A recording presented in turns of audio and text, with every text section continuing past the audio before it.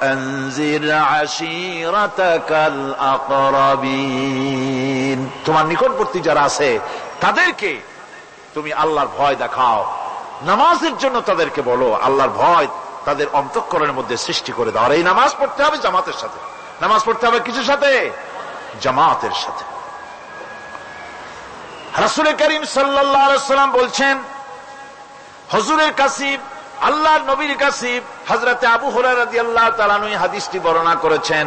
হুজুরের কাছে একজন অন্ধ লোক এলো। সেই অন্ধ লোক এসে বললেন, হুজুর আমি তো চোখে দেখি না, জামাতের যে গুরুত্বের কথা আপনি বললেন, আমাকে কি রুখসত দেওয়া যায় নাকি? আমি অনেক সময় সাথী সঙ্গী পাই না, আমাকে কি রুখসত দেওয়া যায় নাকি? হুজুর বললেন, হ্যাঁ তোমাকে রুখসত দেওয়া গেল।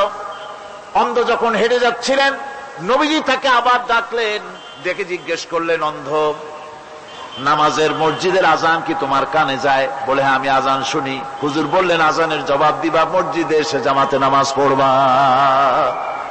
একজন অন্ধকে রুখসত দেওয়া হয় নাই। মসজিদে আজান শোনার পর ঘরে বসে যদি নামাজ আদায় করেন, নামাজের হক আদায় হবে না। হুজুর সাল্লাল্লাহু আলাইহি ওয়াসাল্লাম বলেছেন, মসজিদে আজান হওয়ার পর যে ব্যক্তি ঘরে বসে নামাজ পড়ে, আমার ইচ্ছা হয় ঘরটা আগুন দিয়ে জ্বালায় দেই। কে বলতেছেন? রাহমাতুল লিল আলামিন বলতেছেন। রাহমাতুল লিল আলামিন বলতেছেন, ঘরের মধ্যে যদি মেয়ে লোক আর বাচ্চারা যদি না থাকতো, তাহলে আমার ইচ্ছা হয় আমি বলি আগুন দিয়ে ঘরটারে জ্বালায় দাও। এই ঘরের মহব্বতেই তো সে বাইর হয় না। নামাজের এত বড় গুরুত্ব দেওয়া হয়েছে।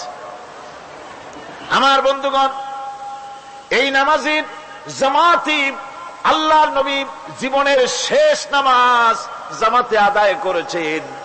জীবনের শেষ নামাজটাও জামাতে আদায় করলেন। তখন তার এমন অবস্থা, এত অসুস্থ, দাঁড়াতে পারেন না, হাঁটতে পারেন না।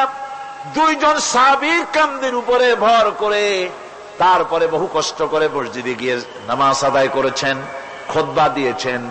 বললেন, খুতবা দিতে গিয়ে বললেন, আজ থেকে মসজিদে নববীর চতুর্দিকের সকলের দরজা বন্ধ হয়ে যাবে, শুধু আবু বকরের দরজাটা খোলা থাকবে।